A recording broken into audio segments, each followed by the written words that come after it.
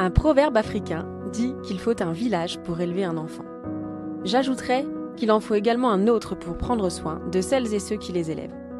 Je suis Sybille, maman, RH et coach professionnel certifié. Ici, on parle de ces chemins de vie qui transforment, qui bousculent et qui relient. Bienvenue dans Mercredi, le podcast qui fait entendre la voix des parents et de celles et ceux qui les accompagnent. Les épisodes paraissent un mercredi, parce que le mercredi, ce n'est pas seulement le jour des enfants, c'est aussi le jour où je prendrai la parole et vous la donnerai. Prenez une grande respiration. On commence! Bonjour à toutes et à tous. Aujourd'hui, dans Mercredi, on va parler d'un sujet qui met souvent mal à l'aise. Un sujet dont on parle peu, voire pas du tout. Le corps, l'intimité et le consentement chez les enfants. Parce qu'entre silence, gêne et peur de mal faire, beaucoup de parents ne savent pas comment aborder ces questions. Faut-il en parler tôt? Comment poser un cadre sans inquiéter? Et surtout, comment protéger sans effrayer?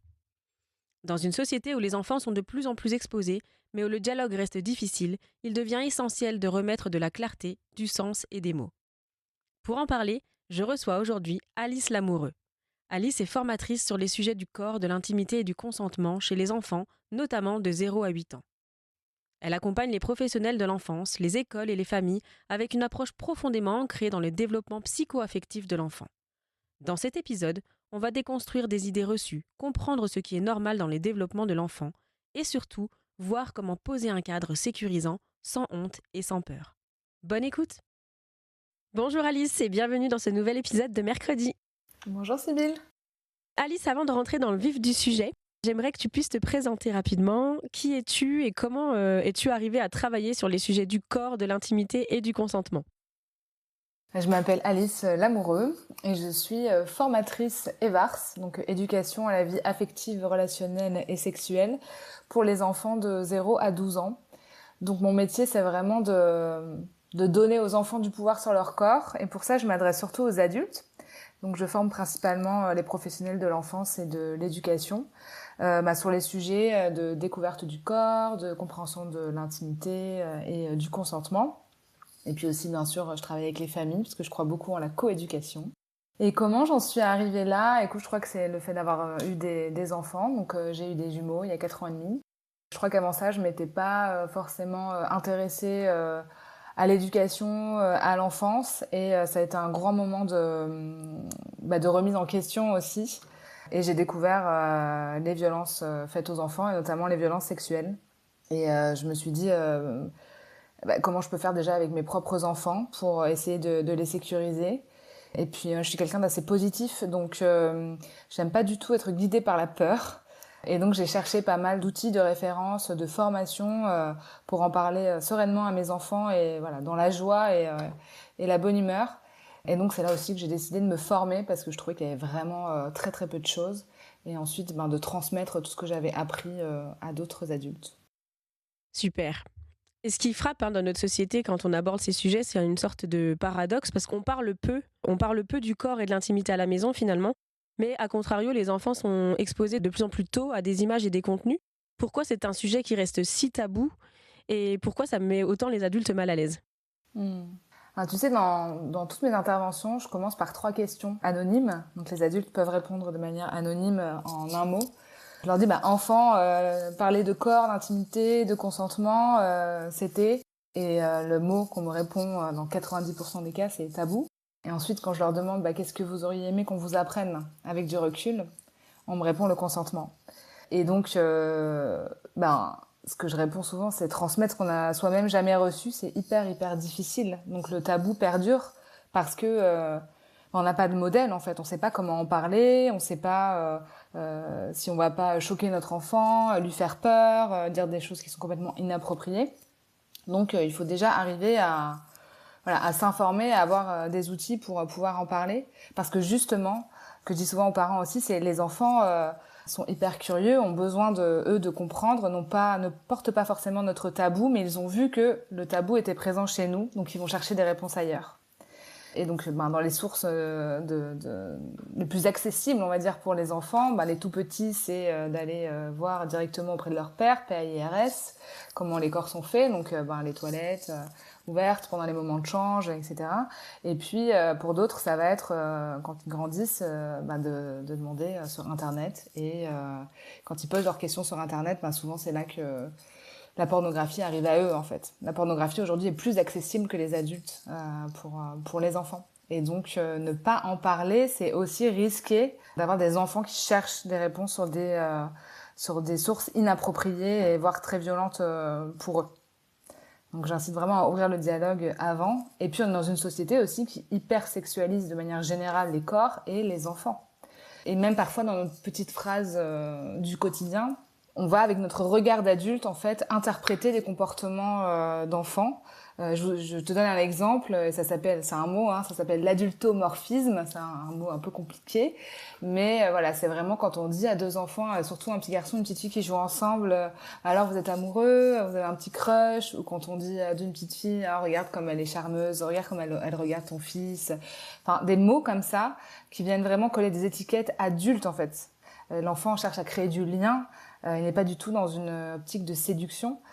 Et donc ça vient aussi hyper sexualiser les enfants. Et donc ces phrases, on les dit de manière anodine sans se rendre compte de l'effet qu'elles ont, alors qu'en fait on devrait poser un cadre sécurisant et à hauteur d'enfant, et donc c'est complètement possible. Cette hypersexualisation, effectivement, on reviendra dessus aussi un peu plus après. Je pense que pour commencer et pour comprendre, il faut revenir à quelque chose de fondamental, une base essentielle que tu rappelles souvent. Les enfants naissent sexués. Ouais. Qu'est-ce que ça signifie concrètement du coup, et peut-être en quoi méconnaître cette réalité peut conduire justement à minimiser certains comportements ou à les surinterpréter, comme tu le disais là, avec cette hypersexualisation?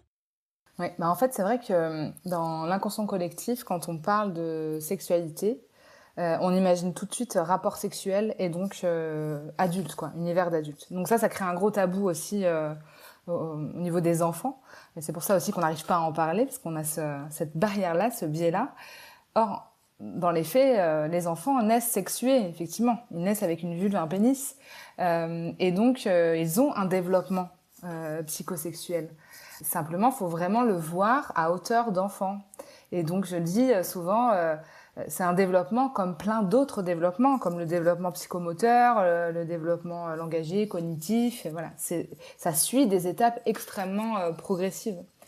On compare pas l'incomparable en fait. On comparerait jamais le stade de développement psychomoteur d'un enfant de 18 mois qui marche depuis peut-être quelques semaines avec le développement d'un enfant de 8 ans ou d'un ado ou d'un adulte.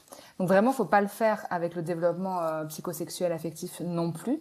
C'est vraiment des étapes très très progressives qu'on va détailler, je pense, après, et qui nécessitent l'accompagnement des adultes comme tous les autres développements. Et quand on le voit de cet angle-là, on se dit, ok, on accompagne la construction d'un enfant en s'ajustant à son âge, on n'est pas en train de lui parler de quelque chose qui concerne uniquement les adultes. C'est-à-dire que, en fait, on a un peu hyper sexualisé le mot sexualité. Pour parler de rapport sexuel, on parle de sexualisation. Et la sexualisation, en effet, dans le développement, ne concerne pas les enfants. Donc t'expliques là que comprendre ce développement psychosexuel, psychoaffectif, ça permet de sortir du déni, mais aussi du coup d'éviter ces projections d'adultes. Donc si les enfants naissent sexués, il y a certains comportements qui font partie du développement normal. Est-ce que tu peux nous décrire les comportements sains et normaux chez les enfants peut-être de 0 à 3 ans déjà? Ouais. 0 à 3 ans, on dit que l'enfant, là, c'est un être qui explore le monde de manière sensorielle. Donc vraiment avec tous ses sens, le toucher, surtout. Donc c'est un âge où les enfants vont toucher des parties de leur corps, toucher le monde autour d'eux et donc toucher leurs parties intimes. Et c'est de la découverte et on va vraiment appeler ça de l'autostimulation. On va éviter, en tout cas en France, d'utiliser le mot masturbation, qui a une connotation un peu plus intentionnelle, et qui viendra après la puberté. Mais là, voilà, l'autostimulation, c'est le fait de toucher ses parties intimes. Et donc, c'est lié à de la découverte et c'est lié aussi à un besoin de détente et souvent d'endormissement. Donc, c'est pas rare d'avoir des enfants tout petits qui, en rituel du coucher, vont toucher leurs parties intimes parce que ça les détend, ça les apaise au même titre qu'un doudou ou qu'une tétine. Voilà. Et donc, on va juste poser un cadre autour de ça, parce qu'on ne peut pas toucher ses parties intimes quand il y a d'autres personnes autour. C'est aussi une période où les enfants aiment être nus, justement parce qu'ils ont cette sensorialité. Donc, on va dire qu'il n'y a pas forcément encore de notion de pudeur. Donc là aussi, nous, on va venir poser un cadre. Et puis, il y a aussi cette période où les enfants vont commencer à nommer toutes les parties de leur corps. Et donc, on va leur apprendre les termes pour parler de leurs parties intimes. Et puis, il y a aussi l'espèce de fascination pour l'élimination. Donc, un enfant qui va commencer aussi à enlever peut-être progressivement ses couches, va être pas mal fasciné par ce qui sort de son corps. Et donc, ça fait aussi partie de ce développement-là. Et on doit aussi en parler de manière ouverte et détendue aux enfants. Et du coup, tu parlais là justement de nommer les parties intimes assez naturellement. Donc finalement, même avec des tout petits, est-ce qu'on peut utiliser ces mots dès le départ? Ouais, on utilise ces mots dès la naissance en fait. Moi, j'aime bien répondre à cette question parce que je sais qu'elle peut provoquer un peu d'inconfort chez les adultes. Dire, en fait, pourquoi est-ce que vous utilisez des noms mignons uniquement pour ces parties-là? Mais quand je dis nom mignon, c'est pas, je dis le bidou parce que c'est mignon avec mon enfant, mais mon enfant sait que c'est le ventre. Là, c'est le zizi, la zézette, par exemple, pour nommer que cela, mais il y a un florilège de noms mignons qui existent. C'est que l'enfant ne connaîtra pas le vrai terme, et même nous, parfois, à l'âge adulte, les femmes notamment, on confond le vagin et la vulve, par exemple. Donc voilà, c'est vraiment un tabou, c'est-à-dire c'est une sorte d'interdiction morale et sociétale d'employer ces mots-là. Donc je leur demande pourquoi. Parce que vulve et pénis, c'est des mots d'adultes. Donc vulve et pénis, ça a une connotation très sexuelle, presque pornographique en fait pour les adultes. Donc là, on voit que c'est l'hypersexualisation des corps. Et il y a d'autres personnes qui vont me dire, moi je trouve que c'est vraiment moche. Et là, je me dis, vraiment, est-ce que c'est plus moche que clavicule, que orteil, que nombril? Dans les faits, son objectif, c'est pas plus moche, c'est juste qu'on est tellement pas habitué à employer ces mots, c'est tellement tabou, c'est tellement inconfortable qu'on en vient vraiment, sincèrement, à les trouver plus moches, quoi. Et puis, il y a aussi, je pense, une petite différence, c'est-à-dire que autant le mot pénis peut être un peu plus facilement employé, autant le mot vulve, c'est vraiment très très difficile. Et ça, c'est vrai que c'est lié aussi à l'hypersexualisation du corps des femmes et peut-être aussi au fait que la sexualité soit plus taboue chez les femmes. Donc voilà, déjà quand on arrive à détricoter un petit peu pourquoi on n'arrive vraiment pas à employer les termes avec ces parties-là, on comprend que c'est du tabou, de l'hypersexualisation. Et donc moi, je leur donne 3 raisons d'employer les vrais termes. Et ce, dès la naissance. C'est-à-dire qu'on dit, en fait, quand on emploie, même quand on change un tout petit bébé, quand on emploie les vrais termes, on est vraiment en train de semer des graines et d'expliquer que tes parties intimes, elles sont ni sales ni honteuses en fait. Elles ont vraiment le droit d'exister par les termes qui leur ont été attribués de manière anatomique en fait, comme tout le reste de ton corps. Et c'est pas du tout compliqué pour un enfant de dire pénis, vulve, anus. C'est très très simple pour les enfants. Aussi, ça facilite quand même le dialogue avec les soignants. Par exemple, un enfant qui va dire j'ai mal en bas ou qui va dire j'ai mal aux fesses alors qu'en fait il a peut-être mal à l'anus, ça complexifie un petit peu les choses. Et d'ailleurs les médecins emploient la plupart du temps les termes anatomiques parce qu'il faut une certaine précision. Et donc enfant, on pourrait se dire on va trouver un moyen de savoir exactement où l'enfant a mal, mais en fait ça nous suit, ce malaise face au docteur. Et je pense notamment aux femmes, quand on va chez le gynécologue, on a honte quand même d'une certaine manière de dire ça me gratte à l'intérieur du vagin ou j'ai une rougeur, on se sent super mal à l'aise, alors que si on employait les termes depuis l'enfance en disant il n'y a pas de tabou à parler de ça, ça serait moins complexe. Et puis la dernière raison, et c'est sûr que c'est pas une raison forcément très simple à entendre, mais c'est que le poids des mots pour un enfant qui serait victime d'abus, le poids des mots est très très important. C'est bon de rappeler qu'en France, seulement 3% des violences sexuelles faites sur les enfants font vraiment l'objet de condamnation. Et donc, ça veut aussi dire qu'on remet un peu en question la parole des enfants. Quand un enfant va dire, je te donne 2 exemples, dans le bain, Gabi a touché ma zézette.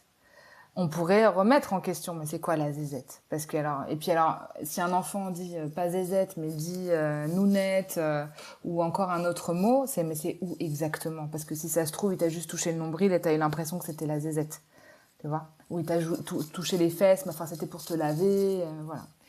Si l'enfant dit dans le bain, Gabi a touché ma vulve ou a mis son doigt dans mon anus, vraiment, il n'y a pas de doute en fait. C'est très clair et ça donne du sérieux. Je dis souvent, les parties intimes, c'est très précieux, donc c'est très sérieux. On n'est pas sur le terrain du mignon. Le mignon, c'est notre gène qui parle. On est sur le terrain du très sérieux, très précieux. Donc voilà, c'est aussi très important d'apprendre les vrais mots aux enfants. Et puis les enfants qui connaissent les vrais termes, généralement, ils savent aussi qu'on n'a pas le droit de toucher leurs parties intimes. Et donc ils sont moins vulnérables du point de vue d'un agresseur en fait. C'est-à-dire que la pédocriminalité, la motivation, c'est pas du tout la sexualité, hein. C'est la violence et la domination d'un être vulnérable. Donc moins un enfant a de connaissances là-dessus, de cadres, de règles, voilà, mais plus il est vulnérable en réalité. Donc voilà, quand on donne toutes ces raisons, généralement, je vois vraiment les adultes se dire « Ok, je comprends, je vais essayer de le faire. » Et ce que je dis aussi souvent aux familles, c'est si vous n'y arrivez pas, parce que ça pourrait se comprendre, hein, tu sais, quand t'as grandi, t'as jamais en 30 ans utilisé ce terme-là, c'est pas du jour au lendemain que tu vas y arriver. C'est dire « Ok, expliquez à votre enfant que pour vous c'est difficile et qu'il doit connaître les termes. » Et que le tabou, peut-être la gêne que vous portez, votre enfant n'a pas à la porter. Voilà. Merci pour tous ces rappels et je pense que ça aidera beaucoup de personnes qui nous écoutent. Et si on aborde maintenant le 3-6 ans, qui est la tranche, on va dire, supérieure, à cet âge-là, il y a 2 mouvements qui apparaissent, si j'ai bien retenu ce que tu m'avais dit, c'est la curiosité entre les différences anatomiques et finalement l'émergence de la pudeur aussi. Pourquoi est-ce que les enfants veulent voir un peu plus, on va dire, qu'entre le 0 et 3 ans? Pourquoi est-ce qu'ils veulent voir et comment est-ce qu'on peut justement répondre à cette curiosité sans laisser les enfants aller explorer entre eux? Ouais, c'est ça, hein, les 3-6 ans, on est vraiment dans cette curiosité un peu insatiable sur tout plein de sujets d'ailleurs, et puis le besoin de mettre du sens, je dirais même de la logique sur les choses. Donc c'est là où on a des questions un petit peu qui parfois nous mettent un peu mal à l'aise. Mais je donne un exemple, les enfants, quand par exemple on est dans des familles où je sais pas, les parents se changent assez facilement devant les enfants, voilà. Ils peuvent avoir leurs enfants qui bloquent sur leurs parties intimes. Et donc ça peut nous mettre mal à l'aise en tant qu'adultes parce qu'on a ce biais de c'est un peu bizarre comme comportement. En fait, c'est pas bizarre du tout. C'est que l'enfant, lui, il fait vraiment le jeu des 7 différences. Comme il le ferait avec les cheveux, en disant tiens, toi t'as les cheveux longs, blonds, et moi j'ai les cheveux courts, bouclés et foncés, tu vois. Et donc ils vont bloquer sur les parties intimes et ils vont se dire c'est bizarre, on n'a pas exactement la même chose entre les jambes. Il y a des poils, c'est carrément pas du tout la même chose, ou c'est plus grand, c'est pas la même couleur, voilà, tout simplement. Et en fait, on va expliquer aux enfants que c'est normal d'être curieux, et il faut garder cette curiosité, mais qu'on peut pas aller regarder directement comment les parties intimes des autres sont faites. Mais par contre, on va leur donner d'autres manières, d'autres alternatives, on va dire, qui sont appropriées pour comprendre et voir comment les corps sont faits. Parce que plus on va entretenir le tabou, plus on va nourrir le besoin de curiosité d'un enfant. C'est-à-dire un enfant ne restera jamais sans réponse. Les enfants iront toujours chercher des réponses à leurs questions. Et nous, on veut éviter qu'ils le fassent de la mauvaise manière ou auprès des mauvaises sources. Donc là, j'ai aux parents, ou même à l'école, parce que les enfants, vous regardez dans les toilettes aussi, hein, proposer des livres à vos enfants, proposer des poupons sexués, par exemple. C'est vrai que ça en dit long sur notre tabou, hein, c'est que les poupons n'ont pas de parties intimes, enfin, sauf pour 2 marques. C'est souvent assez mou, il y a du tissu ou rien du tout. Les peluches n'ont pas de parties intimes, les figurines n'ont pas de parties intimes. Enfin voilà, vraiment, on fait tout pour que les enfants ne voient surtout pas comment c'est fait. Or, les poupons sexués, c'est une manière quand même de normaliser le sujet. En fait, voilà comment c'est fait. On peut montrer, voilà, là c'est un pénis, là c'est une vulve. On peut montrer des livres aussi. Et puis, c'est des moyens extraordinaires pour expliquer le cadre. Les poupons sexués, par exemple, J'invite les adultes à faire des petits ateliers avec les enfants, que ce soit en classe d'ailleurs ou à la maison, de coller des petites gommettes rouges sur les parties intimes. Et dire là, tu vois, ici, personne n'a le droit de toucher à tes parties intimes. Et puis sur le 3-6 ans aussi, on commence à avoir des questions. Comment on fait les bébés en fait, parce que c'est même pas comment on fait les bébés, c'est mais comment il est arrivé là, cet enfant en fait. Comment il y a tout un ventre qui grossit puis claque du jour au lendemain, là il y a un bébé. Faut se mettre dans la peau d'un enfant quand même, c'est une page blanche. Je me dis mais c'est un truc de dingue là, quelqu'un doit m'expliquer. Et donc cette question est difficile pour les adultes parce que on a un biais qui est comment je vais expliquer à mon enfant qu'on a eu un rapport sexuel pour avoir ce bébé, dans la majorité des cas, parce qu'il faut toujours un rapport sexuel pour avoir un bébé, la réponse est non. Mais en tout cas, ça peut être un biais qui nous stresse, nous, adultes. Alors que l'enfant, vraiment, lui, ce qu'il veut, c'est la recette de cuisine. C'est quoi les ingrédients pour fabriquer un bébé? Si on devait dire, pour faire un gâteau au chocolat, c'est quoi les ingrédients de base qu'il faut absolument avoir pour fabriquer un gâteau? C'est pareil pour un bébé. Et donc, quand on répond de manière totalement factuelle, en pensant plutôt à la recette de cuisine qu'au rapport sexuel, ça détend tout le monde et ça répond à la question vraiment de l'enfant. Et puis, tu as parlé de la pudeur aussi. Alors, la pudeur, en fait, c'est difficile de mettre un âge exact. Alors, c'est sûr que les tout petits, ils aiment être nus parce qu'ils explorent de manière sensorielle le monde qui les entoure. Mais on laisse pas beaucoup aux enfants l'occasion d'exprimer leur pudeur parce qu'on pense toujours que les enfants ne ressentent pas de pudeur. Et on confond aussi deux choses, c'est la pudeur et l'intimité. Bref, en tout cas, il faut être attentif aux signaux faibles des enfants. C'est-à-dire un enfant qui commence à détourner le regard quand il voit son parent se changer, ou qui a un peu envie de se cacher, ou qui veut fermer la porte. Un enfant qui veut plus prendre le bain avec son frère ou sa sœur ou son parent. Ça, c'est des signaux de là, j'ai besoin de me cacher un peu plus. J'ai besoin de plus d'intimité. Et donc, il faut respecter ça, même si, je parle du bain, par exemple, ça peut être une petite galère pour les parents de ne plus donner le bain à leurs deux enfants ensemble. Mais ça fait partie aussi de la transmission, en fait, des règles de l'intimité. Ça commence par respecter l'intimité des enfants.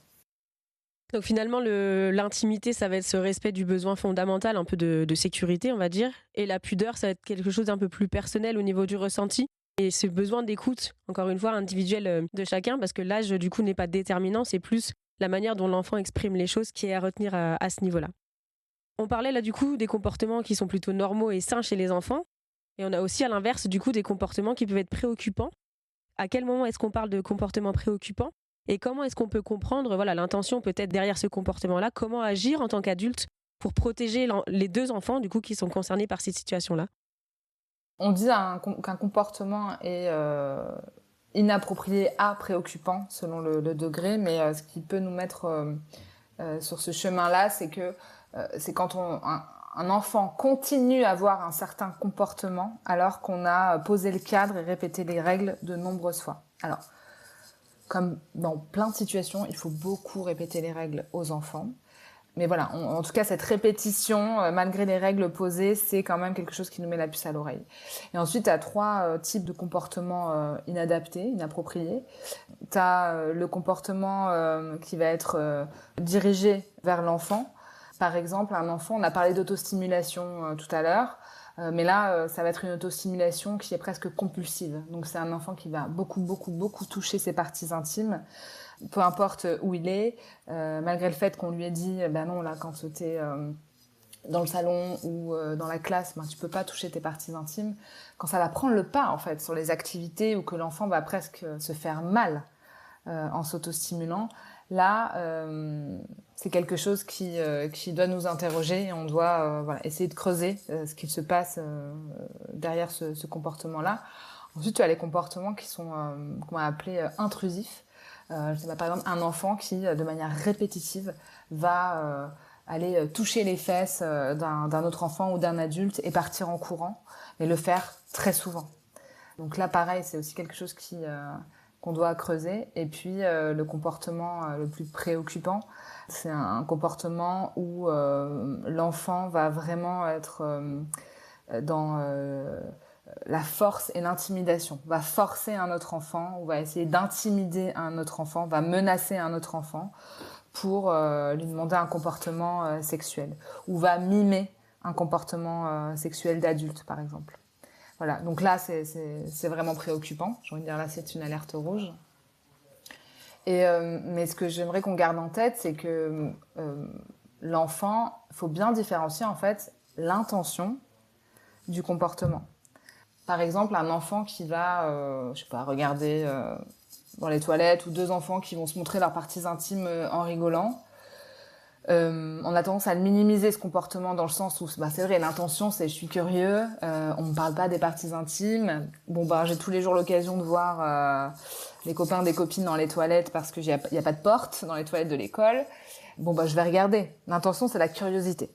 En revanche, on va expliquer à l'enfant que c'est normal d'être curieux et c'est génial d'être curieux, mais que regarder les autres directement, c'est pas un comportement approprié et on va offrir une alternative à l'enfant. On va pas le laisser avec son besoin de curiosité. On va aller lui montrer un livre, un poupon, lui dire voilà, je vois que t'es curieux, viens avec moi, on va regarder comment les corps sont faits. Quand on est sur des comportements plus inappropriés, dans la majorité des cas, ce sont des enfants qui ont soit été exposés à des images souvent pornographiques et qui donc reproduisent ce qu'ils ont vu, ou alors ce sont des enfants qui sont eux-mêmes victimes et qui vont reproduire aussi sur d'autres enfants ce qu'ils vivent à la maison ou ailleurs. Donc vraiment à retenir, c'est les enfants ne sont jamais responsables. C'est-à-dire que le comportement, ce que l'enfant a fait, peut être une agression sexuelle, parfois même un viol. L'intention n'est pas d'agresser sexuellement. Voilà, c'est-à-dire que l'enfant qui a reçu ce geste-là, c'est une victime sans condition et il faut aider cet enfant sans l'enfermer non plus dans un rôle de victime et accabler cet enfant, c'est essayer de se mettre vraiment à hauteur d'enfant. Mais l'enfant qui a commis ce geste-là est aussi une victime et a besoin d'aide. Et ça, c'est très important que les adultes aient ça en tête pour ne pas se tromper, entre guillemets, de combat. Voilà, et d'essayer de protéger tous les enfants, et ça j'en parle surtout en collectivité, auprès des professionnels de l'enfance et de l'éducation. Vous avez un devoir de protection de tous les enfants. Merci pour toutes ces précisions. Donc effectivement, à retenir, c'est que oui, un enfant peut avoir un comportement agressif, mais ça fait pas pour autant de lui un enfant agresseur.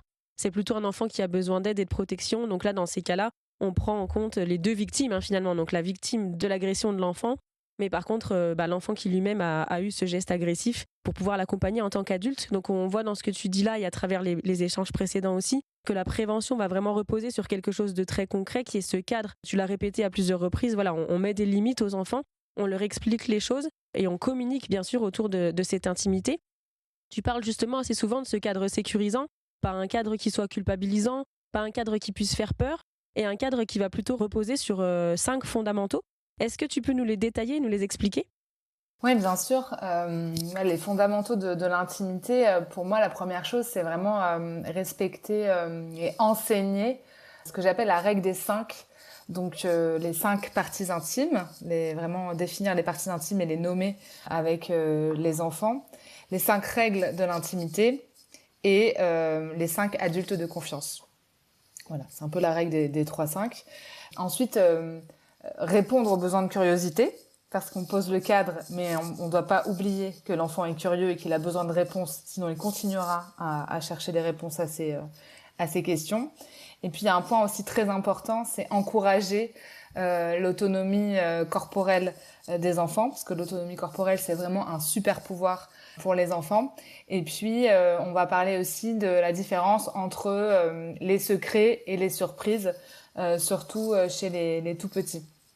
Donc, pour te détailler un petit peu, notamment la première, la règle des 5. Donc, on va dire, voilà, tes parties intimes, on en a 5. Et donc, il y a la bouche, les tétons, le pénis ou la vulve, les fesses et l'anus. Donc, on va vraiment nommer ça depuis la naissance. Et puis ensuite, on va parler des 5 règles de l'intimité, qui sont tes parties intimes, sont les parties les plus précieuses de ton corps. C'est ton intimité, c'est vraiment, elles t'appartiennent. Il n'y a que toi qui peux les toucher. Quand tu es dans un dans ta sphère privée, donc un lieu où tu es seul et en sécurité. On va dire par exemple, quand tu es tout seul dans ta chambre, tu peux toucher tes parties intimes? Ouais. Ouais, là, tu peux complètement toucher tes parties intimes. Mais si à ton frère ou ta sœur ou tes parents, ah bah non, là, c'est pas possible. Est-ce que quand tu es à la sieste à l'école, tu peux toucher tes parties intimes? Mais non. Même si tout le monde est en train de dormir autour, on peut pas toucher ses parties intimes quand on n'est pas seul. Donc ça, c'est la première. Deuxième, ça veut dire que personne n'a le droit de toucher, embrasser, photographier tes parties intimes. Et on va détailler ce que ça veut dire personne, parce que c'est pas évident pour un enfant.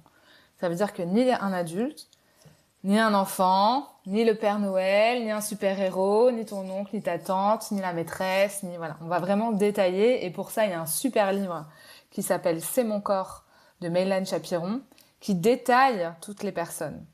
Parce que aller sur le terrain du mignon, c'est un petit jeu entre nous, voilà. C'est quelque chose qui interdit aussi. Et donc, il faut l'expliquer aux enfants. Et deux autres phrases très importantes, c'est « Même si on te demande, c'est non. Même si tu as dit oui, c'est non. » Il n'y a jamais, jamais de consentement sexuel chez les enfants. Même si les enfants ont le même âge, même si les enfants sont juste curieux et qu'ils trouvent ça rigolo, c'est non. C'est toujours non sur les parties intimes. On a beaucoup parlé de consentement du corps, donc voilà, on peut faire un bisou à quelqu'un sur la joue si l'autre est d'accord, mais les parties intimes, c'est toujours interdit. Et c'est très important de fixer ce cadre aux enfants parce que souvent, on a entendu parler du touche-pipi, par exemple.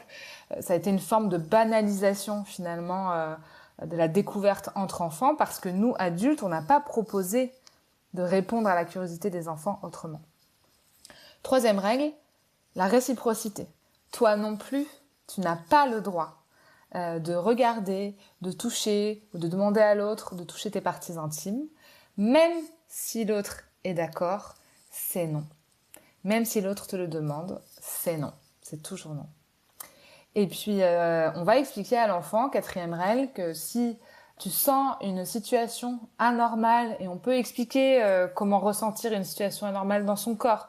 Tu sens ton cœur bat vite, tu as les mains moites, t'as chaud, puis t'as quelqu'un qui peut-être te demande de regarder ses parties intimes ou de voir les tiennes. Voilà. Tu as le droit de, et c'est important de bien parler de tu as le droit de, tu n'as pas le devoir de. En aucun cas, un enfant n'est responsable de son autoprotection. Ce sont les adultes toujours qui doivent protéger les enfants.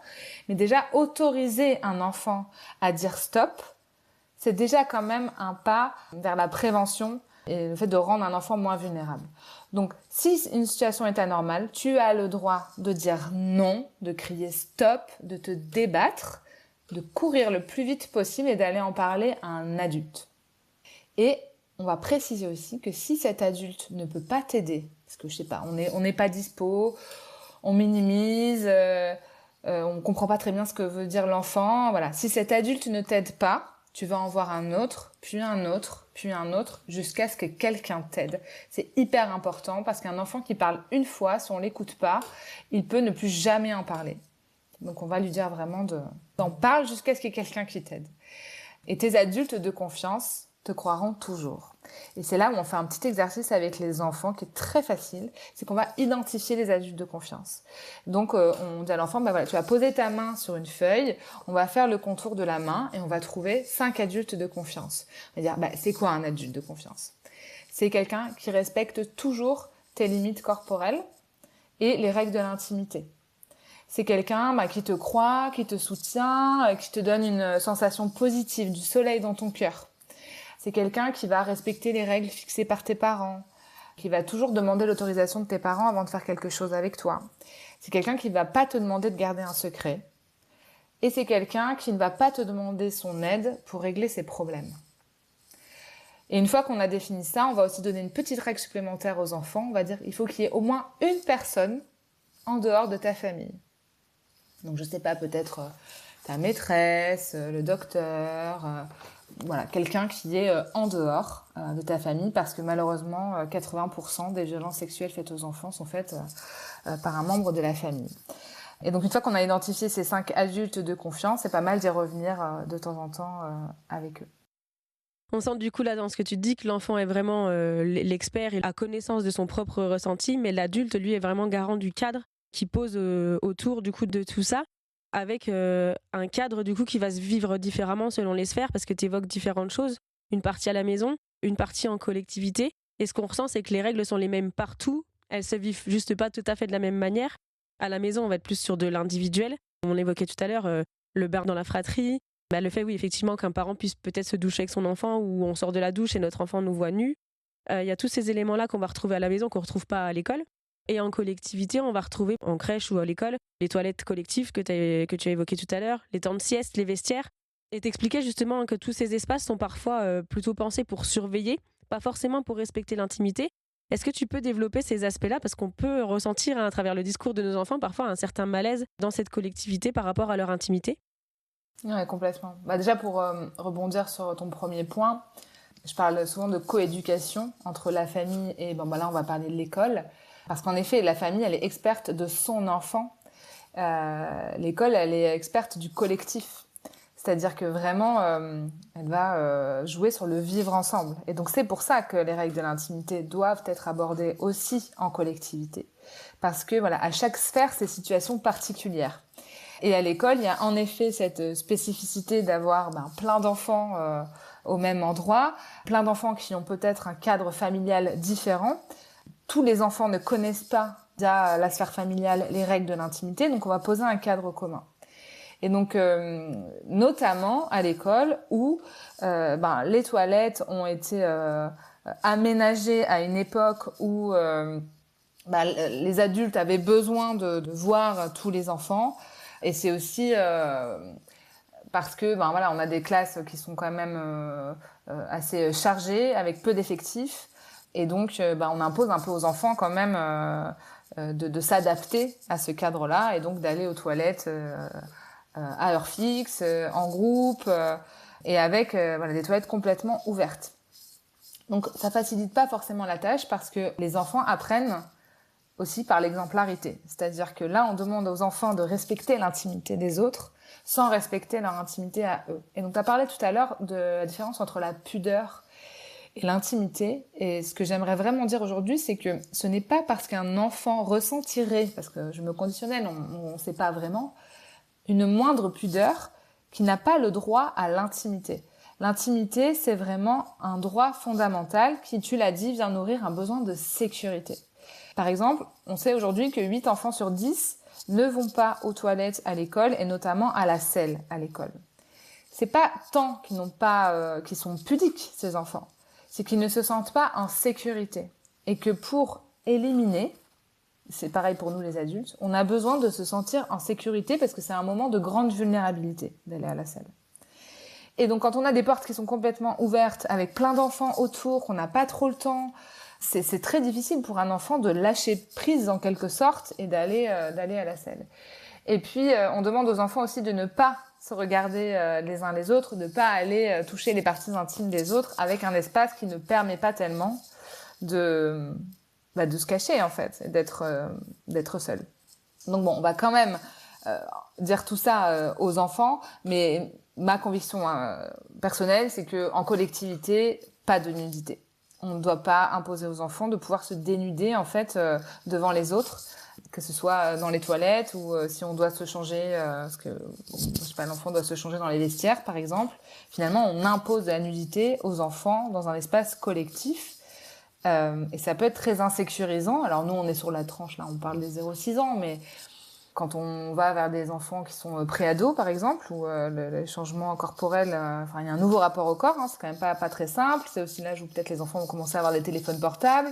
Bon, les vestiaires, c'est un très très gros sujet quand même de vulnérabilité d'imposer la nudité. Alors qu'il suffirait d'avoir un petit poncho avec un scratch et de dire tout le monde a un poncho, peu importe la pudeur de chacun.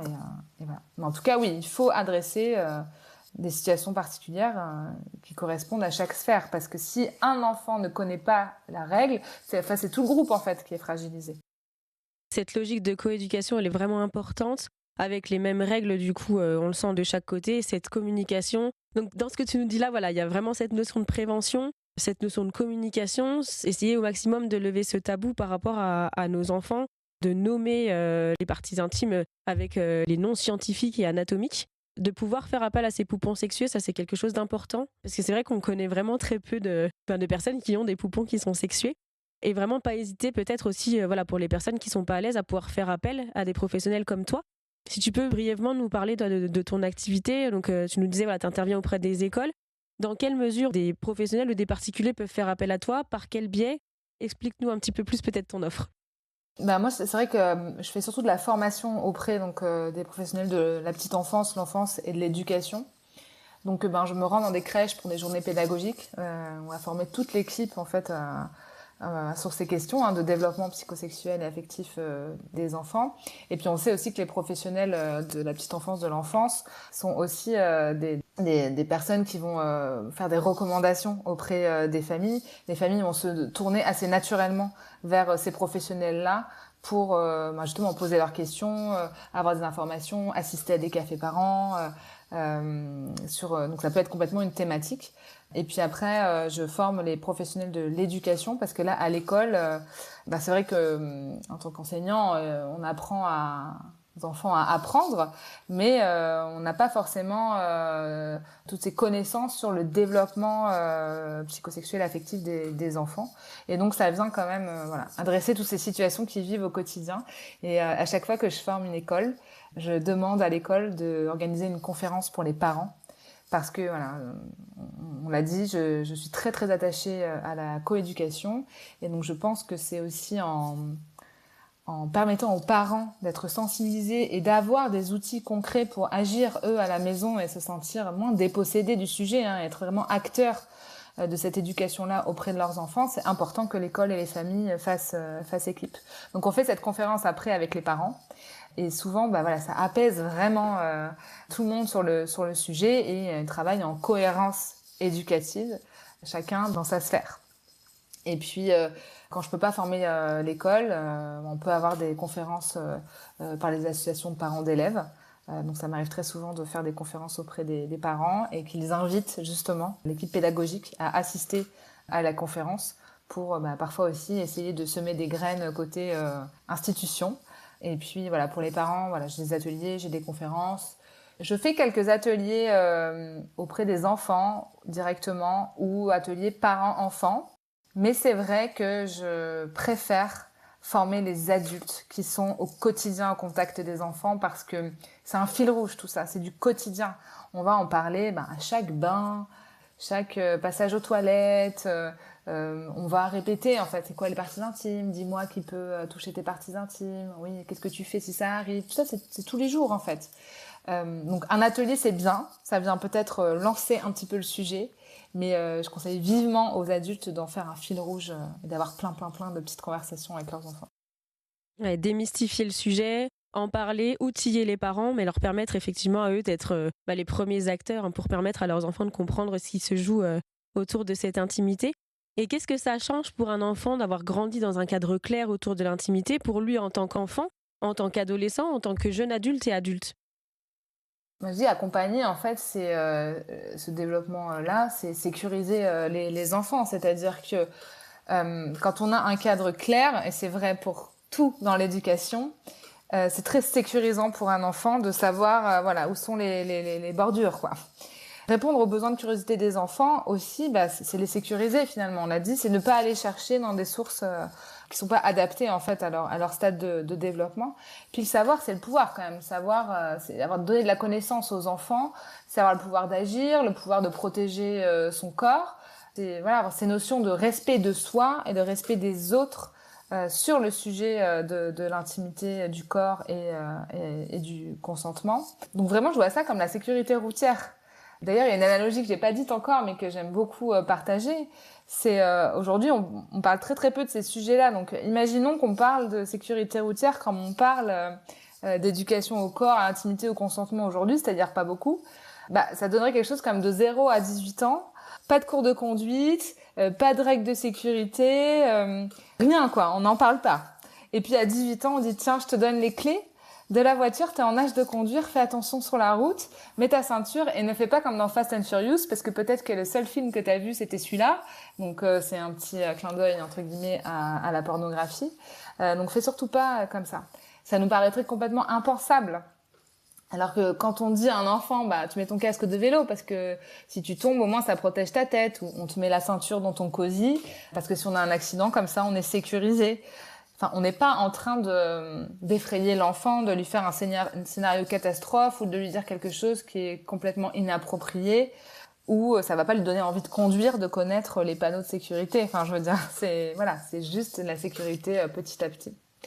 Donc vraiment pour moi, c'est ça, accompagner ce développement-là, c'est sécuriser l'enfant et c'est lui permettre d'avoir plus tard aussi des relations affectives et sexuelles qui sont saines, qui sont respectueuses de leurs propres limites et des limites des autres. En fait, on parle de vivre ensemble là et de droits humains. C'est pas tant de parler de sexualité, c'est vraiment du respect des droits de chacun et du vivre ensemble. Merci pour ces précisions. Est-ce que tu as peut-être un dernier message à adresser aux parents qui nous écoutent ou aux professionnels ? Ouais, je pense que parlez-en le plus tôt possible à vos enfants. Parce que plus on en parle tôt, plus c'est facile pour nous adultes. C'est plus facile de nommer des parties intimes avec un nourrisson qu'un préado, clairement. Et parlez-en le plus souvent possible dans des petites conversations. Il y a une phrase qu'une de mes formatrices m'avait apprise et que j'adore, c'est « Il vaut mieux avoir 100 petites conversations d'1 minute sur le sujet avec son enfant que la grande conversation qui fait peur et qu'on va aborder peut-être à 14-15 ans. » Super. Donc voilà, si on retient du coup les mots essentiels un peu de cet épisode, donc parler du corps, de l'intimité, du consentement, c'est pas sexualiser les enfants. On leur donne des repères, on leur offre un cadre sécurisant, on leur apprend la notion de respect de soi, la notion de respect des autres, comme tu viens de le répéter. C'est surtout sortir du silence et de ce tabou qui est ancré dans notre société. Donc merci beaucoup à toi Alice pour cet échange essentiel. Merci d'avoir mis des mots sur ce tabou. Merci d'avoir pris le temps d'échanger avec moi dans Mercredi. Merci de porter le sujet, Sybille. Parler du corps, de l'intimité et du consentement, ce n'est pas sexualiser les enfants. C'est leur donner des repères, c'est leur offrir un cadre sécurisant, c'est leur apprendre le respect de soi et des autres. C'est aussi finalement sortir du silence. Parce que ce que cet échange nous rappelle, c'est que les enfants n'ont pas de tabou, mais ce sont souvent les nôtres. Alors ouvrir le dialogue, mettre des mots, répondre avec simplicité, c'est déjà agir. Merci à Alice Lamoureux pour cet échange essentiel, à la fois éclairant, concret et profondément apaisant. Si cet épisode vous parle, n'hésitez pas à le partager autour de vous, parce que ces sujets nous concernent tous. Et surtout, n'hésitez pas à laisser un commentaire sur votre plateforme d'écoute et à me faire part de votre ressenti sur les réseaux. Vos retours sont précieux, c'est grâce à eux que le podcast grandit et continue à faire résonner ces sujets essentiels. Merci à vous d'avoir écouté cet épisode et à très bientôt pour un nouvel épisode.